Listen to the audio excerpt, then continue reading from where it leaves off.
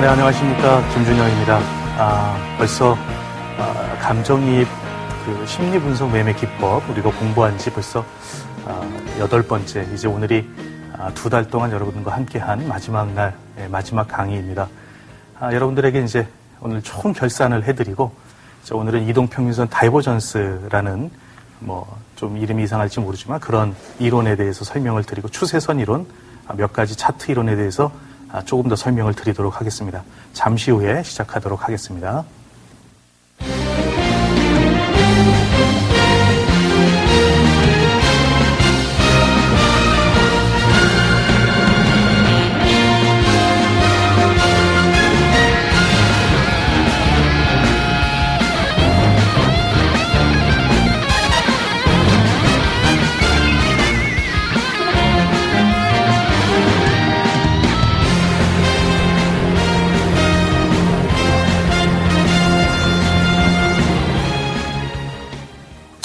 네, 오늘 이동평균선을 이용한 매매 기법. 우리 지난주에 여러분들에게 무엇을 제가 말씀드렸습니까? 20일 이동평균선 매매하는 법, 그 다음에 240일 이동평균선 매매하는 법을 설명을 드렸죠.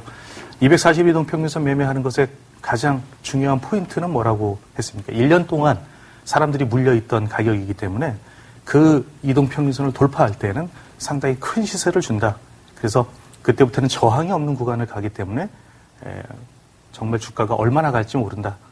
큰 이익을 얻기 위해서는 240 이동평균선 매매 기법을 여러분들이 반드시 기억해야 된다라고 제가 강조를 드렸습니다. 그래서 현 시점에서 241 이평선을 돌파하고 조정하는 종목이 무엇인지 제가 몇 가지 종목들을 말씀을 같이 드렸던 기억이 납니다. 그래서 한솔재지라든지 한국콜마, 또 두산중공업 이런 종목들을 말씀을 드렸고, 코리아서키트 역시 이제 그 240일 이동평균선을 돌파하고 나서 이미 주가가 상당히 많이 올라 있는 것을 여러분들이 볼 수가 있을 겁니다. 그리고 동국산업 역시 241선과 아주 밀접하게 지금 붙어 있는 그런 종목이죠. 최근에 연기금이 매수를 하면서 상당히 좋은 흐름을 보이고 있는 종목이 동국산업입니다. 241일 이동평균선 매매하는 것, 제가 이따가 차트들 하나씩 보면서 거기에 다 포함되어 있는 내용들이 있습니다. 그래서 제가 그때 241선에 대해서 다시 한번 마지막 부분에서 설명을 한번 드리도록 하겠습니다. 자, 오늘은 이동평균선 다이버전스라는 이야기를 제가 좀 드리도록 하겠습니다. 자, 이동평균선 다이버전스라는 말의 의미는 무엇인가 하면, 이동평균선이 역배열 상태에서 정배열이 되어가는 과정에서 생기는 순간적인 21선 이탈, 그것은 21선을 이탈하기 때문에 나쁜 흐름이 되는 것이 아니라 21선을 이탈하지만 그때가 매수 타임으로 작용하는 그런 것들을 의미하는 것입니다. 그래서 거기 지금 설명에서 말하는 것처럼 이동평균선 역배열에서 정배열로 바뀌는 과정에서 발생하는 현상이다. 장단기 이평선 모두 해당이 됩니다. 그래서 매수 타임이라는 것입니다. 그것이 어떤 매도 타임이 아니라 21선을 이탈했기 때문에 매도하는 그런 구간이 아니라 21선을 이탈을 했지만 그때는 어떤 장기 추세에 있어서 잠시 저가 매수할 수 있는 그런 기회다. 매도 구간이 아니다라는 것을 이야기를 드리는 것인데, 이동평균선 골든크로스가 난 다음에 단기 이평선과 장기 이평선 사이에 주가가 들어와 있을 때 그때를 의미하는 것입니다. 여기 지금 제가 그림을 잠깐 이제 차트를 선을 그려놨는데, 여러분들이 이 선을 보시면 그 이동평균선 무엇을 의미하는 것인지를 지금 이해하실 수 있습니다. 그 1번이라고 써져 있는데 보면 21일 이동평균선이 위에 있는 빨간색 선이고요. 밑에 이제 검정색으로 표시된 것이 60일 이동평균선, 120일 이동평균선 또는 241일 이동평균선 등 장기 이동평균선을 이야기를 합니다. 자, 주가를 1번 같은 경우에 보시면 21선이 골든크로스가 나기 위해서는 주가를 누군가가 먼저 끌어당기는 사람이 있겠죠.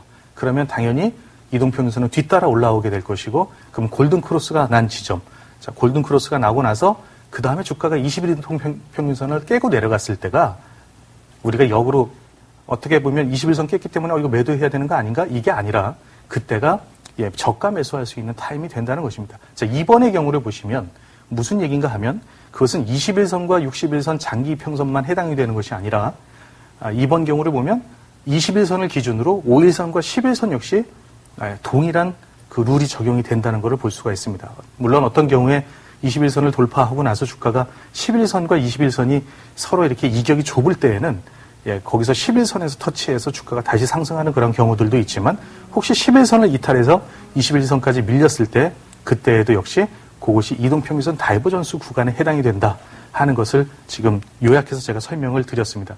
제가 칠판을 보면서 칠판에 좀 그림을 그리면서 좀 설명을 다시 한번 이해하기 쉽도록 설명을 드리도록 하겠습니다.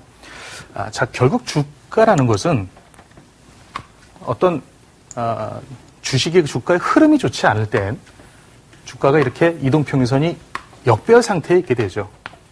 241선, 121선, 61선, 21선 이런 식으로 주가가 역배열 상태에 있게 됩니다. 자, 주가가 점점 계속 흘러내릴 때 이런 흐름, 이런 이동평균선이 발생을 하게 되겠죠. 삼성전자도 역시 이런 흐름이 있었습니다.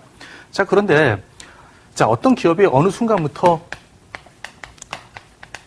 턴어라운드가 되는 그런 기업이다. 그래서 이 기업이 이제부터 좋아지는, 실적도 좋아지는 그런 기업이다라고 했을 때 어떤 일이 발생을 하겠습니까? 우리가 생각하는 기관이나 외국인 또는 뭐 흔히 말하는 어떤 다른 주포가 있다면 자, 이런 사람들이 주가를 여기서부터 사서 끌어올리기 시작하겠죠. 끌어올리기 시작하면 그때부터는 이제 주가는 계속 위로 상승을 하게 됩니다. 자, 그러면 이동평균선은 어떻게 되죠? 우리는 이동평균선은 항상 후행한다고 하는데 당연히 후행할 수밖에 없죠. 주가가 먼저 오르면 이동평균선 따라 오르는 것이기 때문에 당연히 후행하는 것입니다. 그런데 후행한다고 해서 그것이 뭐 나쁜 거다. 그러니까 지표가 맞지 않는다. 이렇게 이야기하시는 것이 잘못됐다라는 거 지난 강의 때도 제가 몇 번 이야기를 드린 적이 있는데 자, 이렇게 끌어당기게 되면 어떻게 될까요? 처음에는 21이동평균선이 따라서 올라가고 나중에는 61선이 조금 돌아서고 121선은 영향을 늦게 받으니까 계속 어느 정도 하향하고 241이동평균선도 마찬가지로 계속 이렇게 하향을 하게 될 거예요. 자, 그런데 21이동평균선이 따라서 이렇게 올라가기는 하지만 주가가 어느 순간에 가게 되면 더 이상 올라가지 못하고 저항에 부딪히게 됩니다. 자, 이 저항에 부딪혔을 때 주가는 다시 밀려서 내려오죠. 주가가 다시 밀려서 내려오지만 우리가 이해하는 것처럼 이 21이동평균선은 어떻게 해요? 계속 우상향해서 올라가고 있다는 거죠. 자, 그러면 이때 이동평균선이 어떤 현상이 발생을 하겠습니까? 주가가 여기서부터 여기까지 기관이나 어떤 외국인의 힘에 의해서 주가를 끌어당기고 주가가 다시 조정을 받아서 주가는 내려가지만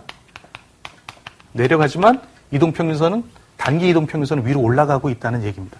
자, 그러면 그때 주가가 다시 내려왔을 때 이 21선을 깨고 내려왔을 때 이런 구간 다시 말해서 여기다 다시 적으면 이걸 60일 이동평균선 얘를 21 이동평균선이라고 말씀을 드리면 주가가 올라갔다가 다시 깨고 내려와서 이 장기 이평선 사이에 들어왔을 때 이때가 어떤 타임이라고요?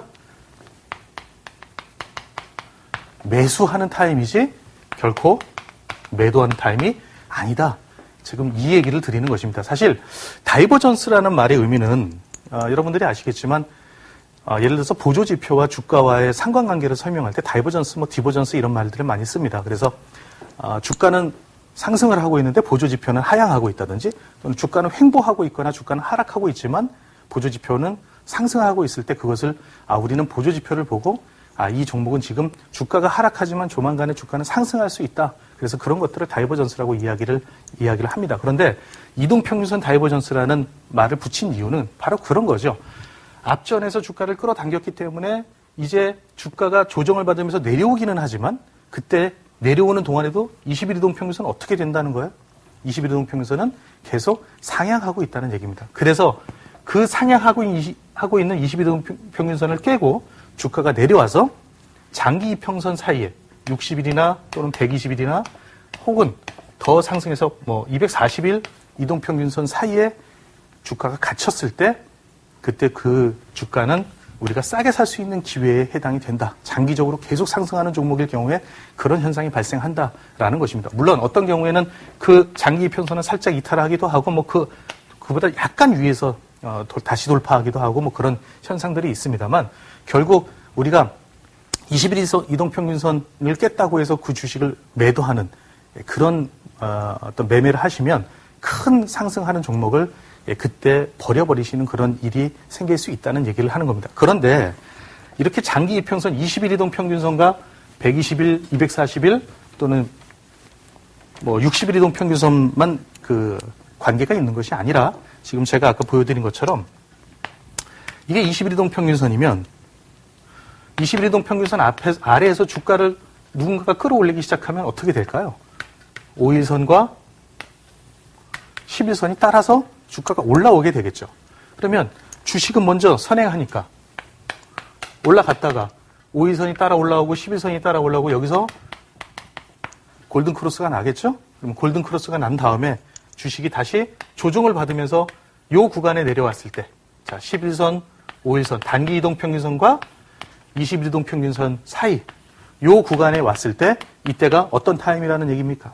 이때가 단기적으로 매수 타임에 해당이 된다는 것입니다. 자, 이런 경우에 우리가 흔히 이제 감정이입 매매 기법의 앞부분에서 우리가 배우셨던 거 기억나시는 게 뭐가 있어요? 자, 항상 뭘 체크를 하셔야 됩니까? 이럴 때 올라갈 때의 거래량과 내려올 때의 거래량의 차이가 확연해야 된다는 얘기입니다. 그러니까 올라갈 때는 거래량이 많고 내려올 때는 거래량이 아주 감소하는 그런 패턴으로 내려왔을 때 이런 구간에서 매수 타임이 된다는 거죠. 그리고 나선 주가는 다시 우리가 흔히 좋아하는 N자형으로 상승을 할 수 있는 그런 패턴이 나온다는 것입니다. 자, 여러분, 제가 차트를 통해서 실제 그런 예들을 보여드려야만 아마 좀 쉽게 이해가 되실 것 같아요. 그래서 여기 보면 이동평균선 다이버전스 매매의 그 세 가지 예를 제가 지금 적어가지고 왔습니다. 그래서 인피니트 헬스케어, 그 다음에 하이텍팜, 그리고 최근에 이 장을 주도하고 있는 그 삼성전자, 이런 것도 역시 이동평균선 다이버전스 구간이 생기고 주가가 다시 상승하는 것을 볼 수가 있습니다. 제가 차트를 보면서 그 예를 설명을 드리도록 하겠습니다. 삼성전자를 먼저 보시면, 자, 바로 이런 걸 의미하는 겁니다. 자, 여러분 차트 잘 보이시나요? 자, 그 차트를 보시면 기관과 외국인의 힘에 의해서, 특히 기관의 힘에 의해서죠. 자, 주가는 여기 70만 원대부터 시작해서 계속 상향하면서 끌어당깁니다. 자, 그런데 어느 순간 가다 보니까 더 이상 거래량이 늘지 못하고 힘이 떨어지는 그런 구간이 발생을 하죠. 그래서 기관들, 여기 기관 매수 이렇게 보이는데, 기관들이 사고 팔지는 않지만 더 이상 강하게 사지 못하기 때문에 주가가 다시 조정을 받는 결과가 그 상황이 생기는데, 그때 여기 빨간색 이동평균선인 20일 이동평균선을 주가 이탈하는 것을 볼 수가 있습니다. 자, 이때 이탈했다고 해서 이때가 매도하는 타임이냐라고 여러분들에게 질문하면 지금부터는 이제 그때는 매도하는 타임이 아닙니다라고 말씀을 하셔야 된다는 거예요. 자, 여기서 20일 이동평균선과 60일, 여기 파란색 선은 480일, 빨간색 선이 뭐 240일 이동평균선, 이렇게. 자, 이 앞전에 한번 보시죠. 이 앞전에 보면 어떤 현상입니까? 이때는 완전히 역배열 상태에서 주가가 올라가려면 상당히 힘이 드는 듯한 그런 모습을 보입니다. 그래서 241선을 돌파할 때 힘들게 돌파를 하죠. 한번 여기는 아주 강한 저항이기 때문에 돌파를 하면서 상당 부분 친구 이론은 여기서 적용이 될 수가 있겠죠. 어떤 저항선을 돌파하고 나서 옆으로 기는 시간이 7일에서 9일 정도 흐른다. 그런 친구 이론을 적용시켜 보시고, 그 다음에 주가가 다시 상승을 하지만 어느 정도 상승한 다음에는 다시 21선을 깨고 내려가 버린다는 거죠. 그러나 이 내려갔을 때 이 구간이 저가 매수할 수 있는 구간에 해당이 된다. 여러분들 꼭 기억하시기 바랍니다. 자, 이런 구간, 단기 이동 평균선, 일미 골든 크로스가 난 다음에 단기 이동 평균선과 장기 이동 평균선 61선이나 또 121선, 241선 두 개 사이에 갇히는 것. 제가 증권 교실을 하거나 저희 손님들하고 이야기할 때는 이런 것들은 이제 어떤 표현을 쓰냐면 뭐 웅덩이에 갇힌다 뭐 이런 얘기를 합니다. 그래서 그런 그 이동 평균선 사이에, 장기와 단기 이동 평균선 사이에 주가가 갇혔을 때 그때가 매수 타임인데, 무조건 그런 것들을 그럼 다 매수해야 되느냐, 그런 것이 아니라 아주 급하게 올라간 종목이 조정을 받을 때 그런 것들이 해당이 되지 않습니다. 앞에 기관이나 외국인들의 수급에 의해서 주가가 좀 이렇게 계속 한 5일선이나 11선 또는 21선을 타고 올라가던 주식이 거기서 다시 조정을 받고 내려왔을 때 기관이 매도하지 않으면 그것을 보고 우리는 그때 저가 매수하는 기회로 삼으시면 된다 하는 겁니다. 자, 여기 인피니트 헬스케어도 한번 보죠.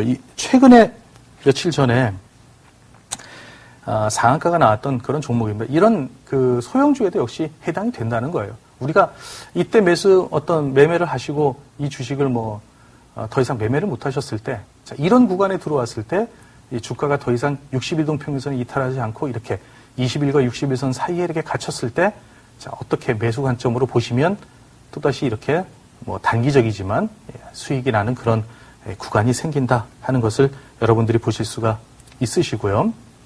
한 가지만 더 이해를 돕기 위해서 보도록 하겠습니다. 하이텍팜이라는 종목.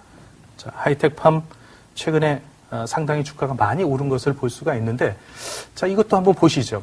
장기 이동 평균선 242동 평균선을 기준으로 올라갔다가 주가가 내려오고 올라갔다가 내려오고 하다가 어느 정도 올라가지만 다시 한번 주가가 21선을 깨고 내려오는 그런 현상이 생깁니다. 그러나 그 주가가 여기서 다시 빠지질 않고 이동평균선 다이버전스 구간, 이런 웅덩이에 빠지게 되니까 그 다음에 재차 주식이 이렇게 위로 상승하는 그런 효과가 있다 하는 겁니다. 자, 그런데 이런 구간에서 살지 말지를 결정하는 요인이 뭐라고 제가 말씀을 드렸습니까? 앞전에 기관이나 외국인이 샀다면 그런 그 주체가 주식을 매도하는지, 그 구간에 들어오면서 강하게 막 매도하면서 내려왔는지, 아니면 그들이 더 이상 매수를 하지 않기 때문에 주가가 거기서 조정을 받는 것인지, 그것을 꼭 분별하셔야 한다는 거예요. 그러니까 앞에 주가를 올린 세력이 기관이거나 주가를 올린 세력이 외국인인데 이동평균선을 깨고 내려갈 때 그 주식을 팔면서 내려갔는지, 아니면 더 이상 사지 않았기 때문에 내려갔는지, 그 점을 꼭 체크를 하시면 된다는 겁니다.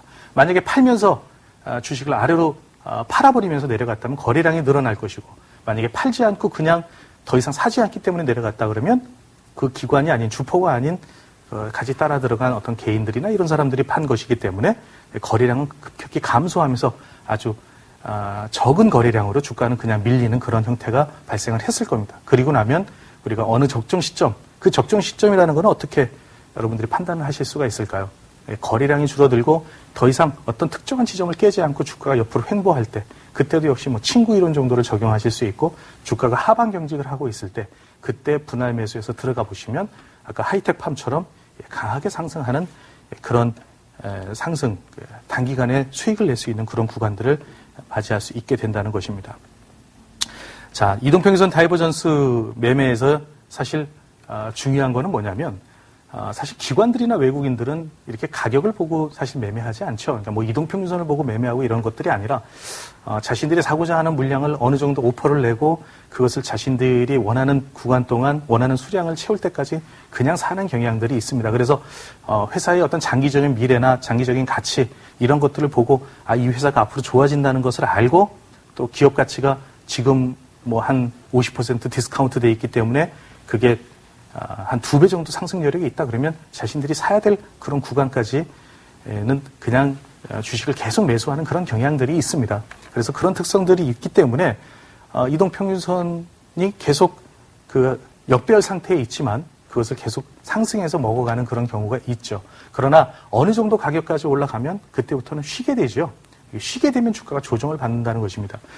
사실 이런 종목들, 지금 제가 설명드린 종목 말고 현대차나 또 기아차, 그리고 S-오일 같은 것들이 2008년도, 2009년도 초에 주가가 처음 크게 급등하기 이전에도 역시 장기 이동 평균선을 먼저 돌파를 하고, 왜 장기 이동 평균선 240일선을 먼저 돌파를 할까요? 그것은 그동안 주가가 계속 내려왔기 때문에 역배열 상태의 이동 평균선이 돼 있을 수밖에 없겠죠. 그러나 그리고 나서 주가가 오르다가 다시 이동평균선 다이버전스가 나는 구간이 발생을 하고, 그리고 나서 또다시 21이동 평균선 위에 주가가 올라가고, 이런 것들이 계속 반복되면서 주가가 그렇게 크게 상승할 수 있었던 것입니다. 그러니까 그럼 지금 현재는 다 올랐기 때문에 그런 종목들이 없느냐? 그렇지 않습니다. 지금 현재에도 241이동 평균선에서 이제 다시 주가가 올라가려고 하는 그런 종목들이 있다고 제가 말씀을 드렸죠.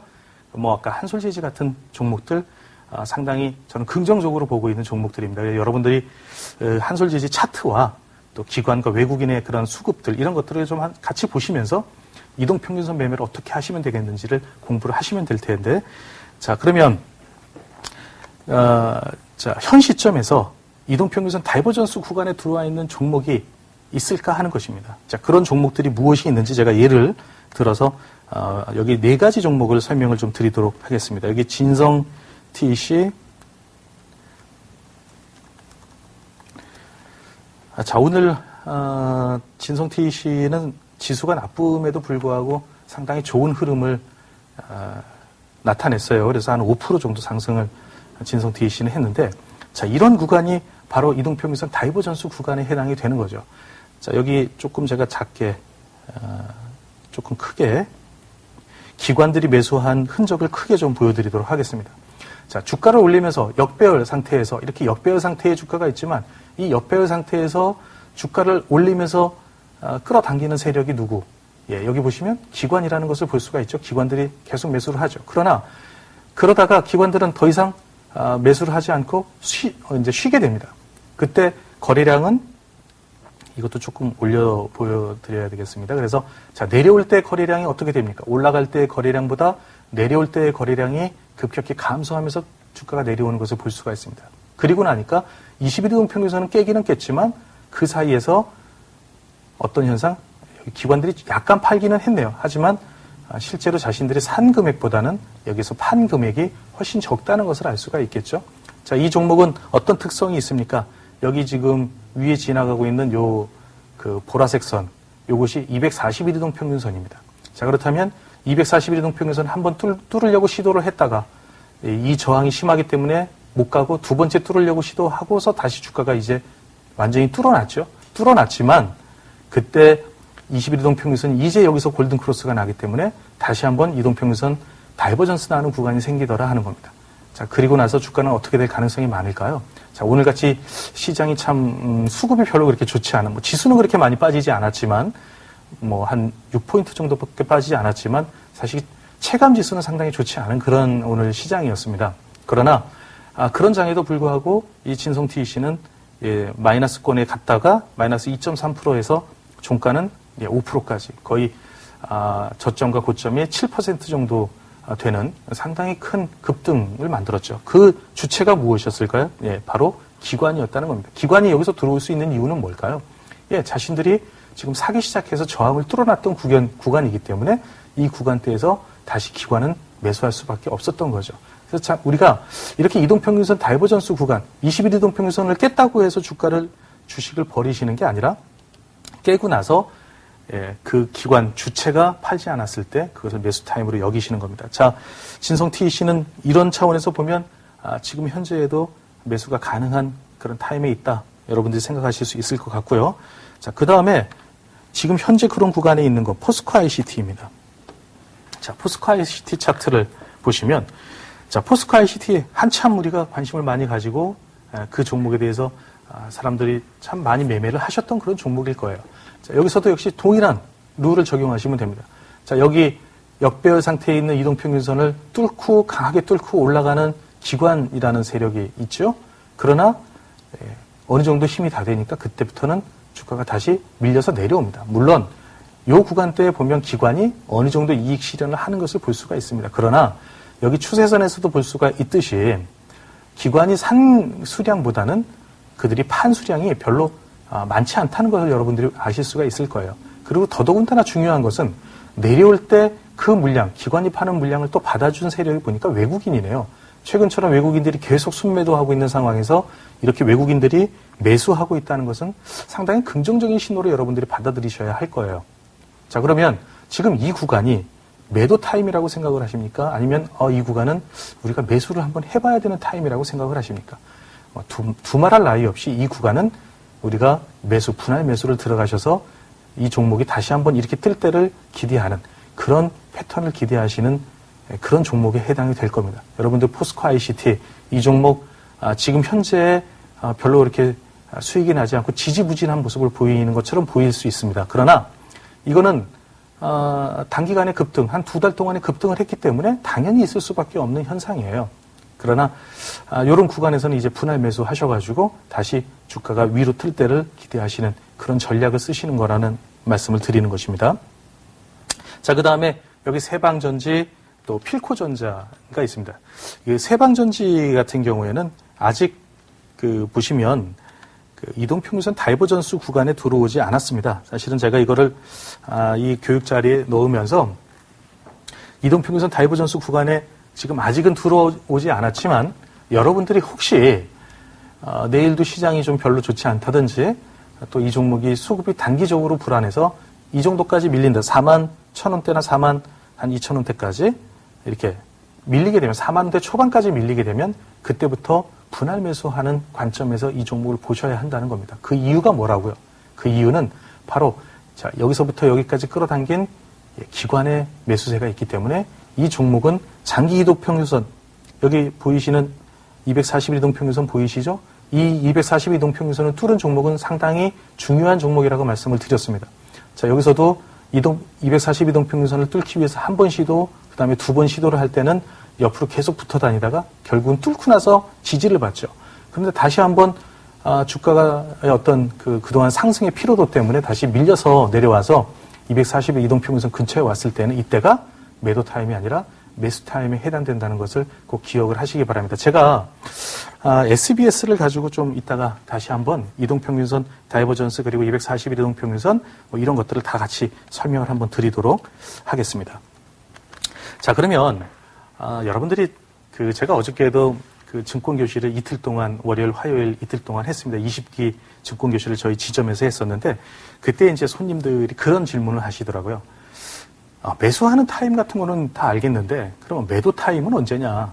나는 매도를 좀 잘하고 싶다 이런 이야기를 해요. 그래서 주가가 상승했을 때 이동평균선을 이용을 해서 우리가 매도하는 법에 대해서 제가 잠깐 설명을 드리도록 하겠습니다. 주가 상승 시 이동평균선 매매법, 매도 매수 시점이 무엇인가 하는 것인데 자, 본격적인 상승이 시작하게 되면 주가는 거의 상승 각도를 가파르게 하면서 거의 45도 이상, 어떤 경우에는 뭐 그보다 훨씬 더 급한 각도가 생기면서 주가는 상승을 하게 됩니다. 자, 그럴 때 우리는 물론 단기적으로 단타 매매를 하시거나 단기적으로 매매를 하실 수가 있지만 그때는 이제부터 이 종목은 본격적인 시세를 주는구나. 그래서 이제 80점도 체크를 하셔야 되는 그런 구간이 왔다라고 생각을 하시면 됩니다. 자, 그때는 이동평균선 지지와 돌파를 하게 되는데 자, 이동평균선 매매법은 무엇일까요? 자, 여기 보시면 매매 방법은 처음에 21동평균선을 돌파를 하게 되면 처음에 21선 위에서 살짝 조정을 받습니다. 그것이 21선 돌파 후 제가 뭐 친구 이론을 적용하실 때도 있고 어떤 경우에는 11선 단기 이동평균선을 지지를 하고 주가가 뜨는 그런 로켓 이론 같은 경우에 그런 경우도 생깁니다. 하지만 하여튼 21동평균선을 저항을 받던 종목이 22동평균선을 돌파를 하고 나면 그 다음부터는 지지하는 곳이 어디일까요? 그때부터는 그 다음번에 지지하는 곳은 11선, 그 다음에는 5일선 이런 식으로 주가가 점점 상승 각도가 가파라질 경우에는 그렇게 된다는 얘기입니다. 제가 그 점을 칠판에 좀 글을 써가면서 이야기를 드리도록 하겠습니다. 자, 21이동 평균선은 단기적으로 가장 저항이 심한 구간이라고 제가 말씀을 드렸어요. 그래서 21이동 평균선을 뚫기 위해서는 몇 번의 돌파 시도를 하거나 또는 돌파를 했다가 깼다가 하는 그런 흐름이 나왔다가 21선을 뚫게 되면 그때부터 주가가 상승을 하는데 자, 뚫었다는 것을 어떻게 우리가 이해할 수 있을까요? 이렇게 박스권 흐름을 하던 종목이 그 박스권을 높이고 나서 주가가 조정을 받을 때 이제 그때부터 여기가 매수 타임에 해당이 된다는 거죠. 그러면 처음에 이 21이동 평균선을 돌파하고 주가가 조정을 받을 때 이때 조정받을 때 역시 거래량이 줄어야 된다는 걸 반드시 기억을 하시고요. 항상 어느 종목이든지 올라갈 때와 내려갈 때의 거래량이 차이가 있어야 된다는 걸 기억을 꼭 하셔야 되고요. 자, 그 다음에 처음에 주가가 21선에 붙었을 때 이때는 뭐 매수 타임이거나 반드시 지지해야 되는 타임입니다. 자, 여기가 지지. 그 다음에는 이때부터는 돌파를 했기 때문에 주가는 상승 각도가 가파를 수밖에 없겠죠. 자, 그때부터 우리가 이제 이 종목을 언제 팔 것인가를 고민을 하셔야 되는데 자, 대부분 이런 종목들은 경우에 돌파를 하게 되면 11이동 평균선이 따라 올라올 겁니다. 어느 정도 상승을 하다가 주가가 다시 조정을 받는데 그때는 이제는 21선까지 밀리지 않고 11선에서 지지를 받는다는 거죠. 11선에서. 그리고 나서 다시 한번 5일선을 돌파를 하게 되면 주가는 그때는 5일선을 타고 주가가 놀게 된다는 것입니다.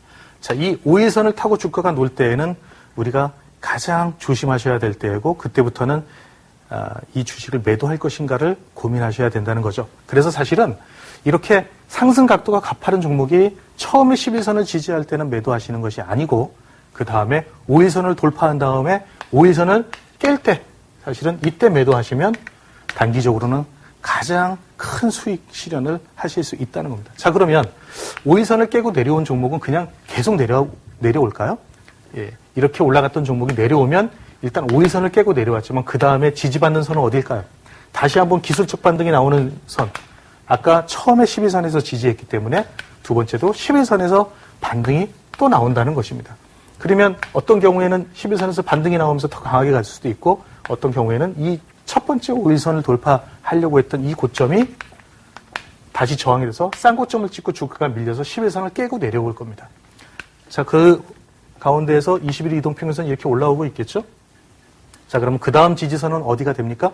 처음에는 11선을 지지하고 그 다음번에는 20일 이동평균선을 지지할 수밖에 없겠죠. 왜냐하면 이렇게 한번 시세를 주는 종목들은 다들 사람들의 관심 속에 있기 때문에 21선을 바로 깨지는 않습니다. 그래서 21선에 내려오면 다시 한번 주가가 상승할 수 있는 그런 모멘텀을 형성을 하고 기술적으로 그럴 가능성이 상당히 많죠. 그래서 이 21선을 다시 터치를 하고 주가는 다시 올라갑니다. 그때부터는 어디가 저항이 될까요? 21선까지 밀린 종목은 일단 단기적으로는 추세가 깨진 종목이기 때문에 21선까지 밀렸다가 주가는 다시 올라갈 어떤 경우에는 강하게 보령 메디앙스 같은 종목들 예전에 급등주들 21선까지 밀렸다가 주가가 다시 한번 크게 가는 그런 경우들이 많이 있었는데 이제 일반적으로는 21선까지 밀렸던 종목이 다시 올라가서 다시 내려오기 시작하면 여기서 11선 저항을 받을 가능성이 상당히 많아진다는 것입니다. 이런 이유는 당연하죠. 이렇게 박스권을 형성하던 종목이 우리 흔히 이런 얘기를 해요. 어떤 손님이 저한테 이런 말씀을 하시더라고요. 어떤 종목을 자신은 10,000원에 사서 항상 12,000원에 파니까 수익이 맨날 똑같이 잘 나더라. 그래서 나는 그 종목이 10,000원 올 때만 맨날 기다린다. 이렇게 이야기를 하거든요. 아주 좋은 방법이 매매법이 될 수 있습니다. 10,000원에 사서 12,000원 되면 매도를 하시는 거예요. 그러면 항상 그 박스권 매매를 하시니까 항상 20% 정도의 수익이 나시겠죠. 그러나 문제는 뭐냐면 주가가 로켓 이론에서 말하는 것처럼 10,000원에서 12,000원 항상 가는 것이 아니라 이 주식이 더 가는 종목이라면 이 종목이 12,000원에서 13,000원까지 올랐다가 11,500원까지 조정을 받고 그 다음에 위로 가버리겠죠. 그 다음부터는 10,000원에 살 수가 없다는 얘기입니다. 그런데 역으로 만약에 이 종목이 10,000원에 또다시 한 세 번째 또다시 10,000원에 또 왔어요. 그래서 내가 12,000원에 팔았는데 이번에 또 10,000원에 또 왔네. 그래서 또 매수를 하셨어요. 그런데 그 주식이 다시 9,500원으로 밀렸다. 그렇게 되면 어떻게 된다는 겁니까? 다른 사람들도 동일한 생각을 가지고 있었기 때문에 그 종목은 9,500원에서 밑으로 내려가고 그 종목이 다시 올라와도 어디가 저항이 될까요? 그 종목은 이제 10,000원이 저항이 될 수밖에 없는 겁니다. 다 물린 가격이기 때문에. 마찬가지로 여기서도 상승하던 종목이 12선 지지하고 5일선 터치하고 다시 11선 지지하고 싼 고점을 찍고 21선까지 밀렸을 때 주가가 다시 올라가면 11선에서 저항이 생길 수밖에 없다라는 것이죠. 그 다음에 주가가 다시 내려와서 21선에 내려왔습니다. 자, 이때 첫 번째 21선 지지를 받을 가능성은 80%라고 하면 두 번째 다시 이 종목이 21선에 내려왔을 때 여기서 지지를 받고 다시 위로 튈 가능성은 40%로 떨어진다는 겁니다. 그러니까 여러분들이 항상 21선에 이 종목은 내려왔을 때 사고 수익이 나면 팔겠다. 그래서 21선에서 계속 매수를 하시는 것 첫 번째는 아주 확률이 좋을 수가 있습니다. 그러나 그 종목이 두 번째 다시 내려왔을 때 지지할 수 있는 지지하게 되는 그 확률은 절반 이하로 떨어지게 되고요. 만약에 또다시 그 종목이 21선에 또 부딪히게 된다. 세 번째. 그러면 거의 그 종목은 21선을 이탈하고 내려가는 종목이라고 생각을 하시면 거의 틀리지 않을 겁니다. 제가 그 점을 이해하기 위해서 차트를 하나 보여드리도록 하겠습니다. 최근에 많이 상승을 했던 종목인데 이 마크로젠이라는 종목이에요. 자, 바로 지금 이런 패턴에 해당이 되는 겁니다. 자, 마크로젠도 역시 처음에 상승하기 전에 어떤 흐름이 있는지를 여러분들이 한번 보셔야 됩니다. 이렇게 역배열 상태에 있던 주가가 누군가에 의해서 끌어당기고 나서 역배열 상태에서 정배열로 완전히 바뀌지 못했기 때문에 주가는 다시 내려오고 거기를 계속 터치를 합니다. 그러나 이제 거래가 어느 정도 실리면서 거기에 그 저항을 뚫고 240일 또는 여기 480일 이동평균선을 뚫고 나서 주가가 상승을 하기 시작하니까 그때부터는 본격적으로 주가가 상승하는 것을 볼 수가 있는데, 자, 처음에 상승하기 시작할 때 어떻게 됩니까?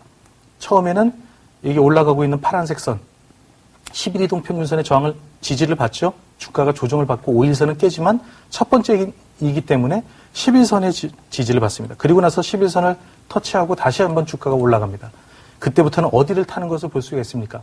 그때는 11선까지 밀리지 않고 5일선을 타는데, 5일선을 타다가 힘이 떨어지니까 다시 11선까지 재차 다시 밀리는 게 보이죠? 자, 그 다음에 주가는 어떻게 되는지 보시겠습니다. 자, 그리고 나서 11선 터치를 일시적으로 하려고 했지만 거기서 힘이 없기 때문에 주가가 밀려서 그 다음에는 이제 22이동 평균선까지 밀리게 되는데, 그 22이동 평균선이 공교롭게도 지난번 11선 터치했던 그 캔들하고 비슷한 위치가 됩니다. 자, 21선에 처음 도달했기 때문에 지지받을 가능성, 신뢰도는 한 80% 정도 된다고 말씀을 드렸죠. 자, 그리고 나서 주가가 다시 한번 추가 상승을 하는 것을 볼 수가 있습니다. 자, 그때 추가 상승하고 나서 11선 지지를 이때도 한 번 더 봤는데, 그 다음에 11선 또 지지를 하고 주가가 단기적으로는 했지만 거기서 깨버리죠. 자, 두 번째 21이동 평균선 지지할 확률은 첫 번째 지지에서 상승할 확률보다 절반 이하로 떨어진다고 제가 말씀을 드렸습니다. 자, 이때에는 상당히 예민하게 여러분들이 보셔야 되는 겁니다. 이때 이 주식이 또 21선 지지하고 상승하지 않을까라고 기대하시면 어느 정도 상승하는 것처럼 보이다가 주가는 아래로 밀려버리게 된다는 것입니다. 자, 그래서 요점은 그거 같습니다. 요점은 그 수직으로 상승하는, 아주 가파르게 상승하는 종목의 경우에는 21이동 평균선에서 11선, 5일선으로 올라가고, 지지를 받을 때에도 5일선 지지가 깨지면 11선에서 지지를 하고, 그 다음에 또다시 깨지면 21선에서 지지를 한다. 그런데 21선 지지가 계속 반복이 되면 될수록 신뢰도는 떨어진다. 그래서 21선 계속 매매를 하시면 그때 한번 꼭 물리시게 된다는 거 기억을 하시기 바랍니다. 자, 5일 이동 평균선 매매법에 대해서 잠깐 설명을 드리겠습니다. 5일 이동 평균선 매매법은 우리가 사실 아주 그 대형주의 경우에 그 대형주를 꼭지에서 팔 수 있는 그런 방법 가운데 한 가지예요. 그래서 5일 이동 평균선 아주 간단하게 말씀을 드리면, 자, 이렇게 여기 보이시는 것처럼 이동 평균선, 이게 5일 이동 평균선이에요. 이 5일 이동 평균선과 캔들의 모양이 이렇게 이격이 벌어지면서 붕 떠 있을 때, 이럴 때가 대형주인 경우에 매도 타임, 단기든 장기든 매도 타임에 해당이 된다는 것입니다. 여러분들 차트를 펴놓으시고 기아차 2011년 4월 26일 날 차트를 한번 봐보세요. 그날 거래량이 터지면서 5일 이동 평균선 시가가 이평선, 그 5일 이평선 위에서 시작을 해서 어느 정도 오르다가 더 이상 올라가지 못하고 저 상태로 마감을 했을 때, 그 다음에 장대 음봉으로 주가가 크게 밀리는 것을 볼 수가 있습니다. 그때는 매도 타임에 해당이 된다는 것이고요. 그 다음에 옆에 보이시는 매수 타임이라고 적어놓은 것은 무엇일까요? 결국 저희 얘기는 뭐냐면, 5일 이동 평균선과 캔들이 붙어 있거나, 또는 5일 이동 평균선이 캔들의 중간을 뚫고 올라가는 그런 어떤 패턴이 나왔을 때, 이때는 매수 타임에 해당이 된다. 자, 이런 캔들이 언제 나오면 더 좋다고 말씀을 드렸죠? 양으로 나왔을 때, 이럴 때에는 아주 신뢰도가 높은 그런 패턴이 된다 하는 것입니다. 자, 이런 것들은 여러분들이 좀 공부를 하시면서 차트를 많이 봐보시면 쉽게 이해가 되실 거예요. 자, 그 다음에 저항으로 작용하는 장기 이동 평균선. 아까 240이동 평균선 이런 것들 다 보셨죠? 거기 보시면 결국 내려오는 이동 평균선, 장기 이동 평균선은 저항으로 작용하게 된다는 겁니다. 왜 그럴까요? 당연히 그러겠죠. 역배열 상태에서 주가가 상승하게 되면 내려오고 있는 장기 이동 평균선은 항상 저항으로 작용을 합니다. 그래서 그 예를 제가 설명을 드리면, LG전자, 여기 멜파스, 삼성, SDI 이 세 종목이 있는데, 자, LG전자를 한번 차트를 보도록 하겠습니다. 자, 이때 기관들이 계속 매수를 하면서 주가가 계속 바닥을 기고 있는 동안에 이제 어느덧 기관이 들어오면서 주가를 끌어당기기 시작을 합니다. 이때 LG전자를 사야 되느냐, LG전자 너무 사고 싶다, 이런 말씀들을 상당히 많이 하셨어요. 그러나 이 종목이 계속 갈 것 같지만 이렇게 121동 평균선이 위에서 내려오고 있기 때문에 이 저항이 상당히 심하다는 겁니다. 그래서 기관들이 사기는 사지만 이때 저항을 받으니까 매물대가 많아지니까 더 이상 사지 못하고 더 이상 그 소극적인 매수를 하게 되는 그런 상황에 처하게 되죠. 그리고 나니까 주가는 아래로 다시 빠져버리게 된다는 겁니다. 자, 그런데 뭐 상당히 좀 이렇게 심하게 거래량도 늘면서 빠지기는 했지만 이 상황을 보시면 이때가 어떤 구간이라고 보시면 되죠. 아까 조금 전에 설명드린 이동평균선 다이버전스 구간에 해당이 됩니다. 물론 얘는 61이동평균선을 뚫고 내려가 버렸지만 그렇다 하더라도 뭐 그렇게 볼 수 있는 그런 차트라고 볼 수 있고요. 자, 그 다음에 주가가 어떤 흐름을 갖는지 보시죠. 자, 이렇게 장기 이동평균선에 한번 걸려서 주가는 밑으로 밀렸지만 자신들 기관들이 산 그 구간대쯤 다시 되자 하반기 움직이 생기고 주가는 어느 정도 21선을 한번 부딪혔다가 다시 내려오고 21선을 뚫고 나서 주가가 다시 한번 상승하는 그 앞점 고점까지 다시 상승하는 그런 패턴이 나온다는 것입니다. 자, 멜파스를 설명을 드리면 자, 멜파스 최근에 상당히 관심을 많이 갖고 있는 그리고 방송이나 어떤 증권사나 애널들이 상당히 많이 추천하는 종목입니다. 제가 방송에서 추천한 때는 바로 요 때였는데 사실 좀 그 애석하게도 제가 방송을 보다 보니까 이 구간에서 멜파스를 추천하는 분들도 계시더라고요. 그러나 우리가 기술적으로 생각했을 때 이 구간이 과연 멜파스를 사야 되는 구간이냐는 것을 생각을 해보실 필요가 있어요. 이 구간은 지금까지 우리가 공부하는 것에 따르면 이 구간이 매수 타임이 될 수가 없겠죠. 설령 이 종목이 위로 여기서 241이동평균선을 뚫고 올라간다 할지언정 이 종목은 그때는 뚫고 나서 뭐 좀 지켜보시든지 그래야지 여기서는 주가가 밀릴 가능성이 훨씬 더 많은 구간에 처해 있다는 것을 여러분들이 이해하셔야 됩니다. 그 이유는 뭘까요?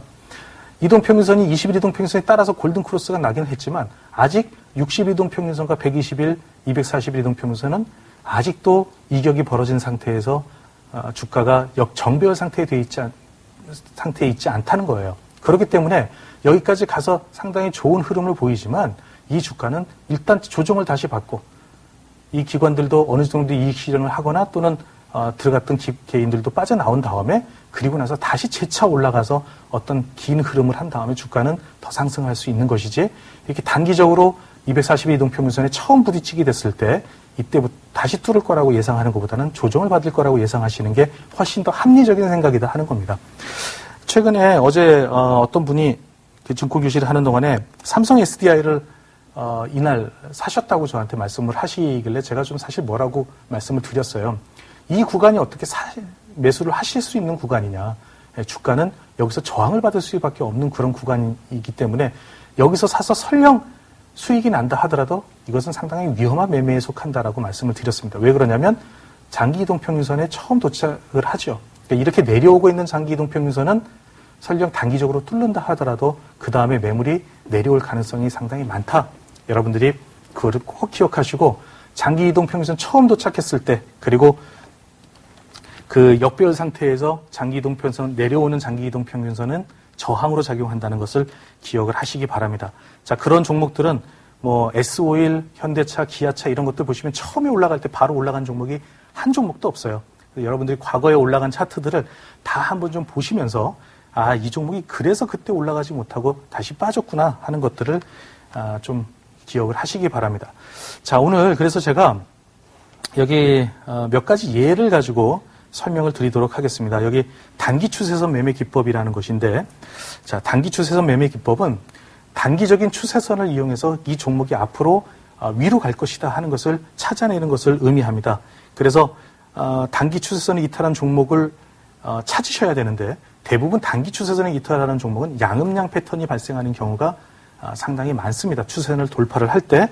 그래서 제가 예전에 그 추천했던 종목 가운데 SBS라는 종목이 있는데 이것이 바로 그런 단기 추세선을 돌파하는 종목에 해당이 됩니다. 자, 여기 SBS 차트를 좀 보시면서 제가 이해하기 쉽게 설명을 드리도록 하겠습니다. 이렇게 강의를 하다 보니까 시간이 이게 금방 가는지를 모르겠네요. 그래서 자, 이 단기 추세선이 제가 저희 고객들하고 그 추천을 했던 날, 문자를 보내드렸던 날이 바로 이 날입니다. 이 양음량이 발생하는 날이죠. 자, 그런데 단기 추세선을 이탈한다는 것은 무엇을 의미를 할까요? 바로 이겁니다. 자, 한 달 정도의 단기 추세, 여기서부터 계속 저항을 받지만 이 종목이 이 양봉으로 단기 추세를 돌파를 하는 듯 하지만 여기서 저항을 받고 음봉이 하나 생기죠. 그런데 그 음봉에서 항상 무엇을 생각하셔야 되죠? 양음량 이론의 음봉의 거래량이 주는지를 생각을 해보셔야 된다는 겁니다. 그리고 나서 재차 다시 양봉이 발생을 하면 이 종목은 이제부터 주가가 위로 가는 것이다. 밑이 아니라 위로 가는 것이다. 얼마나 갈지는 모르겠지만 방향은 위로 잡았다라고 생각을 하시고 그때부터는 과감하게 행동하실 필요가 있다는 겁니다. 그렇게 하기 위해서는 사실 그 앞전에 기관들이 이렇게 사놨구나 하는 것을 보시면 이거는 기관들이 이렇게 사놨기 때문에 이런 패턴이 나왔을 때 또 그런 패턴이 나오면서 기관이 계속 사죠. 당연히 우리가 매수할 수 있는 심리적인 근거가 생기는 것입니다. 자, 인트론 바이오라는 종목도 제가 말씀드린 종목인데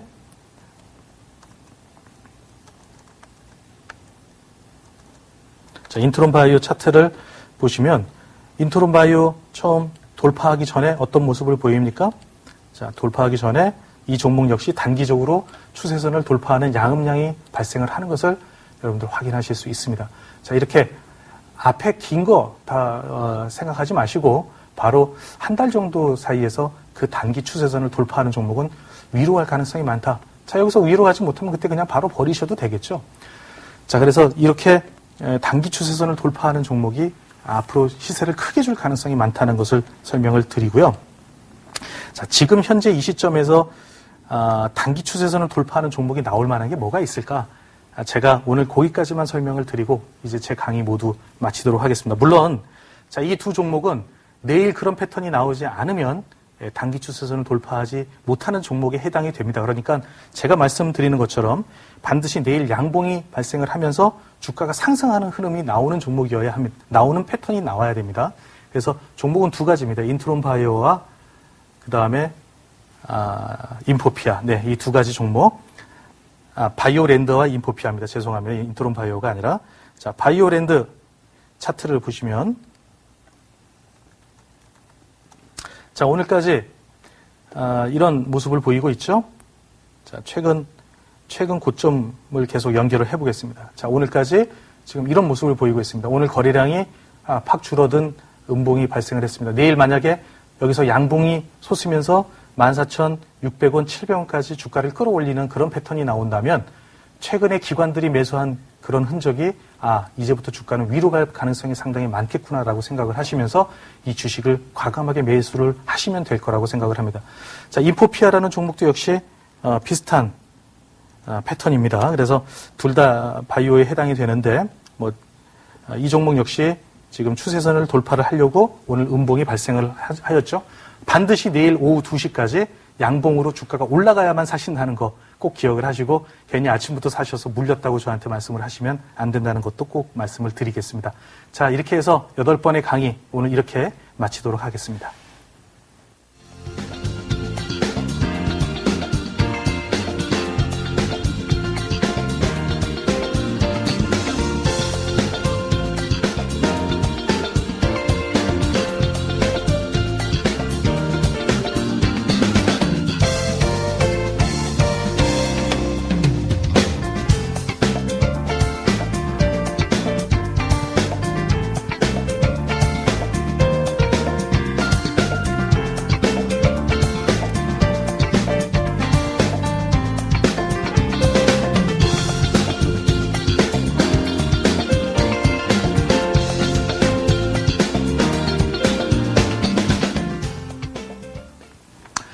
자, 여러분, 정말 여러분들의 어떤 개인 실력을 늘리시는데 제 강의가, 8번의 강의가 도움이 되셨는지 모르겠습니다.